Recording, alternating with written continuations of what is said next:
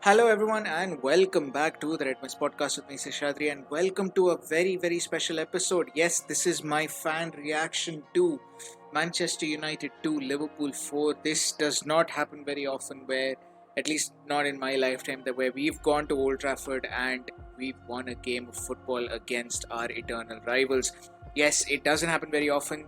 In fact, I think the last memorable one, I may be missing one in between, but the last memorable one that I remember was in 2008-9 season, where, obviously there was the 4-1 when Cristiano gives them the lead, and then there's obviously the Gerrard kissing the camera and stuff like that. But yeah, I think that's the last time I genuinely remember Liverpool beating United at Old Trafford with that grey kit and all of that. But yeah, it's been a long time coming. It's really been a long time coming. In fact, just earlier this season we lost to them at Old Trafford in the FA Cup. So yeah, it's been a while since we've beaten them there. So happy days, unbelievable. Um, but honestly, it didn't look like it was going to be that good. Just when the lineups came out, I looked at backline, Nat Phillips, Reece Williams. All credit to them. They did really well in the game. But honestly, when I looked at the lineups at first, I was like, yeah, this game's not going to go so well, is it? I mean, because you think of United's front line, Cavani, Rashford, and Pogba, and you don't, even Bruno, for example, for that matter, even like because he also gets up front as well. You just don't kind of see a good outcome for Liverpool, if you know what I mean. But fair play to the lads. I mean, they did really well. Again, the game didn't start off really as we expected it to. I thought we were good. I thought we held our own in the first few minutes. But obviously, the own goal from, I don't know if it was ever given as an own goal or if Bruno scored that goal. I haven't quite checked it yet. But I'm going to consider it an own goal because I do think Bruno's shot was going out. So I'm going to consider it an own goal for the purposes of this podcast episode. But yeah, Bruno's shot was deflected in by Nat Phillips, and I thought, yeah, there we go again. I mean, this is not gonna happen. You know, just it's our annual shit show at Old Trafford. Like that was literally my thought as soon as Nat Phillips just sent the ball into our own net. But yeah, I mean, what a comeback! I thought we played extremely well through the rest of the half. I thought, United had their moments, but I just genuinely thought we were the better team and we deserved the equalizer when it did come later. Um, who scored the equalizer? Jeez, Diogo Jota, of course. Yeah, so Jota in the starting lineup, Mane was missing, and we'll get to that later on because there was a major talking point involving Sadio Mane as such. But yeah, like I was saying, Nat Phillips made up for his error, I guess, in some ways, just assisting Jota as well. I mean, it was a brilliant flick from Diogo Jota. Let's not get that twisted. Like, that was a proper sort of centre forwards reaction. His positioning was brilliant. Just, I think he got away from Wan-Bissaka. I don't have the highlights with me right now, which is why I'm kind of guessing a lot of this stuff, but as to who was marking who and all of that. But I think he gets away from Wan-Bissaka, if I'm not wrong. And he just does really well, Diogo Jota. And just that flick was just brilliant and just sent it past Dean Henderson. Unbelievable. To me, I just think Diogo Jota is the man on form. Like I know a lot of people, like including the pundits. I remember yesterday Michael Owen was saying that Sadio Mane should be starting no matter what. Like, he is world class and all of that. Despite his bad form, he should be starting. But honestly, the form that he's been, I don't see Mane doing something like what Diogo Jota did. Like, Jota is the better forward on form now. Personally, I thought Firmino should have been benched. Of course, he would go and prove me wrong as well. But I personally thought Firmino should have been benched because I do think Mane, Salah, and Jota would give sort of a pacey. It would be a pacey front line, and especially with Maguire not there, I just thought we could take advantage of it with Mane more than Firmino. But to be fair to Bobby, he proved me completely wrong. I can't lie. But we'll get to that as well. Yeah, I thought it was just a brilliant goal from Diogo Jota yesterday. And then, of course, the second goal right on the stroke of halftime, injury time. In fact, I think the third minute of injury time, if I'm not wrong, because I read somewhere that Bobby scored his first half goal later than he scored his second half goal technically. But yeah, so Bobby Firmino just peels away from Paul Pogba at the far post. And yeah, it was a classic centre forward header. Been a long while. Been a long time coming for Bobby Firmino as well. He's had a very underwhelming season, but honestly, if you ask a Liverpool fan today, I would think I think there'd be a little sort of tinge of forgiveness there, because he helped us get the win at Old Trafford. So I think there'd be a little tinge of forgiveness there for Bobby Firmino. And speaking of Firmino, again after half time as well, he managed to score the third goal. Again, I was just really buzzing for him. I thought, he's had a tough few months. Let's not get that twisted. He's had a really tough couple of months, and I think ever since he scored the winner against Spurs, he just hasn't looked the same since then. So this game, hopefully going into the final few games, of course, with the top four on the line now, hopefully this can be sort of the pick-me-up that he needs to pick up his form. And of course, he's also going into the Copa America, so maybe that'll also bode well for him in terms of playing for Brazil. But yeah, I thought he did really well. Classic centre forward goals, both of them. And yeah, Bobby Firmino gives us the lead 3-1. The United second goal, I do think it was a little sloppy on our part, but sloppy defending on our part. But I'm going to put that down to inexperience more than just any outright error.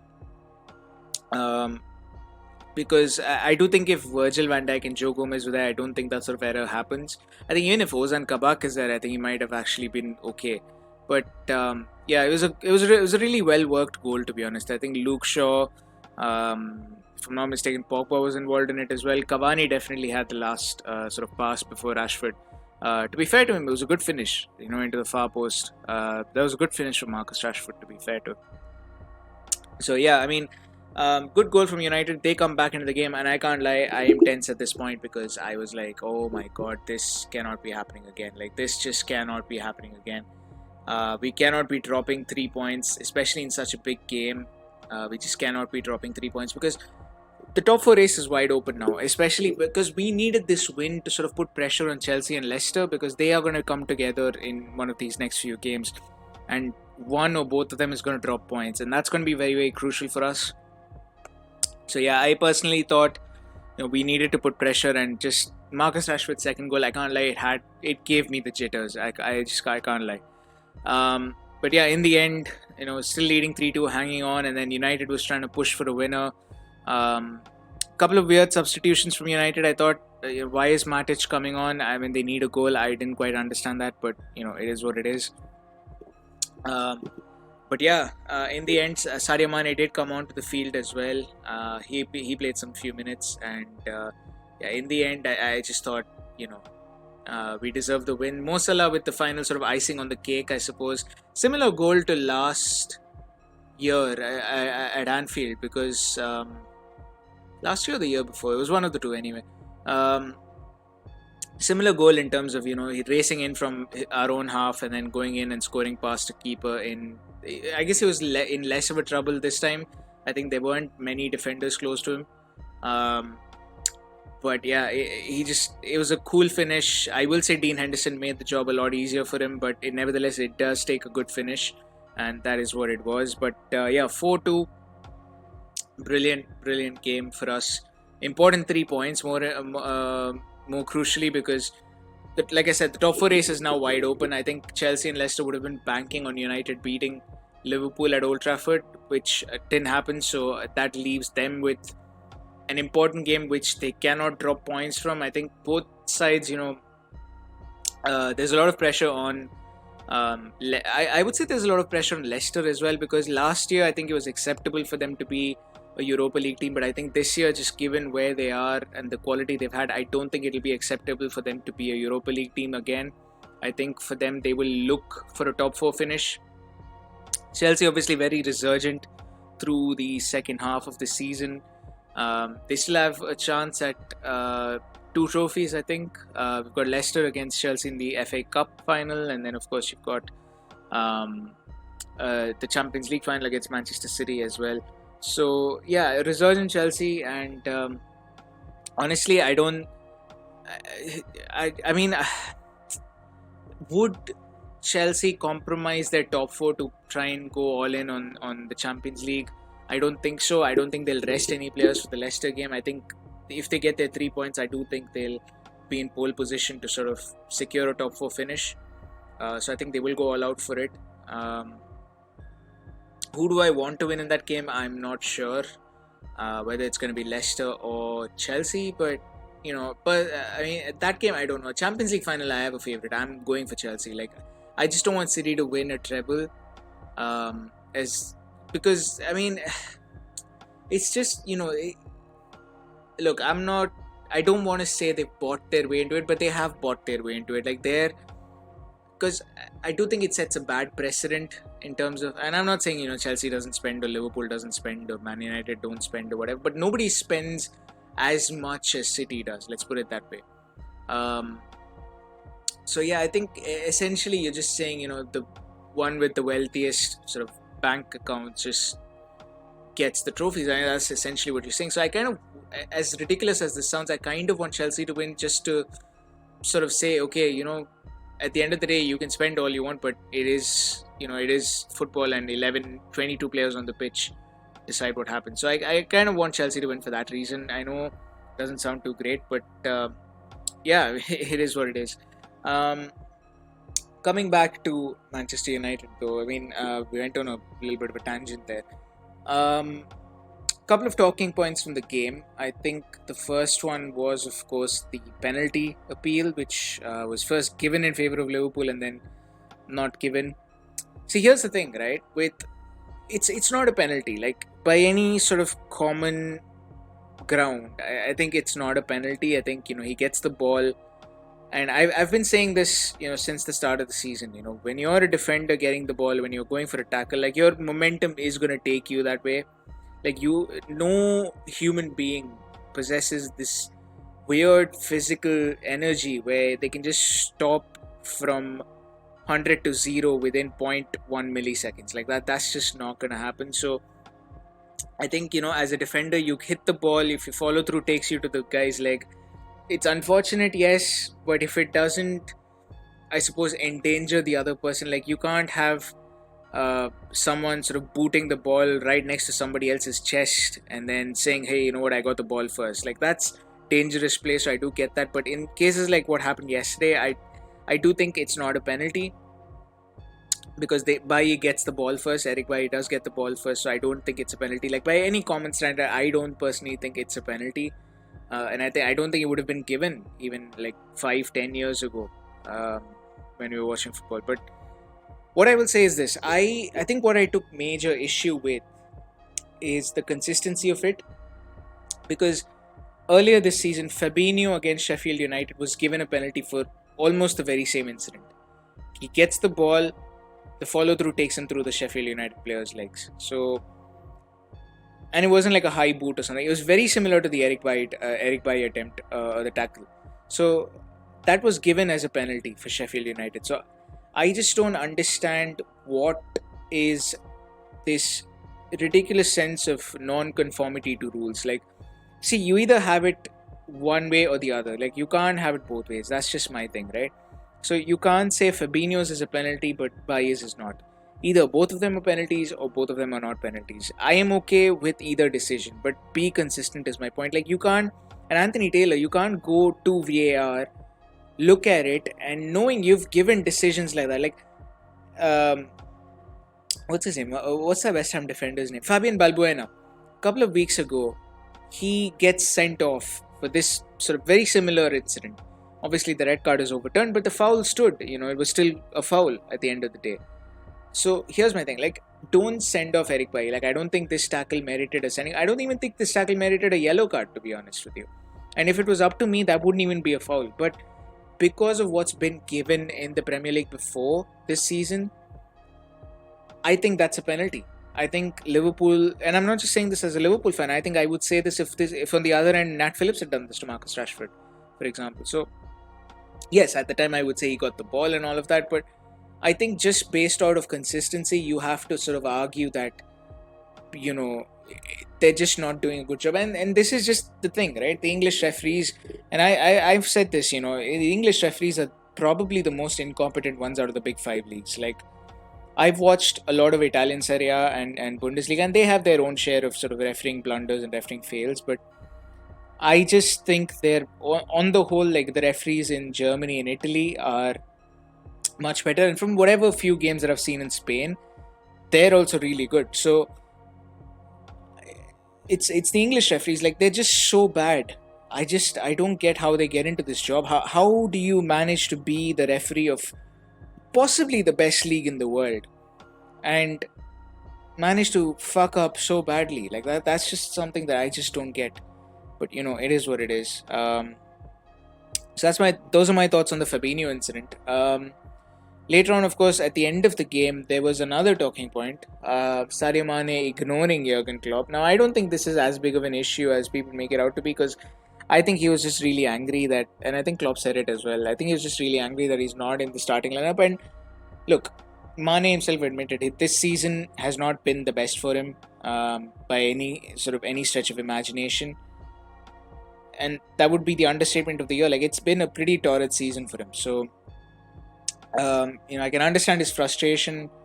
And honestly, yeah, sometimes you're just too pissed off. You don't want to talk to anyone. So I do get that. And especially a game where you don't start a big game, like a derby against Manchester United. You don't start the game.